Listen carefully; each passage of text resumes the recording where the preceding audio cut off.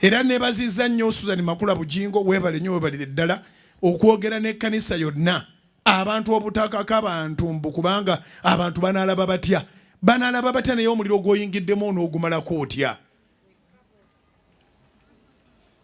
Tofumbirwa lwakubanga lw'ensobi gye mubikkabikka. Abantu bagenda ne bagattibwa bamala okugattibwa emyezi 6 oli n'azaala. Ababazi ne baddamu. Manyi bwe balissebo. Ababazi baddamu ne banagenda naye mbagenda twagirya mu gwakumeka.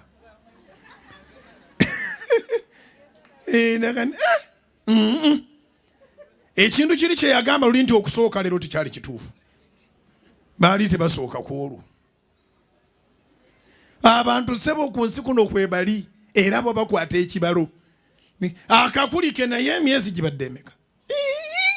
Amangu agawanula yennaku kalenda ne bajinjayo ne bagamba embaga twagirya mwezi bweguti kati bw'obalamu gye emyezi 5 n'ekitundu. Nabuuza nti kaavuddemu buvi yakasindise bulungi ate abinyumya naye n'ajubisa nga kakulu n'okusinga bw'obabuza kabadde kakulu nga yazadde akaana nga kakulu kakalu obula n'okatuma amazzi olinaga nti so ekibi bakyenenya bwenenya tebakiwa sitampu kiwandiike ekibi bakyenenya bwenenya tebakisitampinga just in case nga abantu tebeyagala bakola ensobi muliro gwaliraana omuzigo gwasaanuuka temubizaawo tebijja kutobola.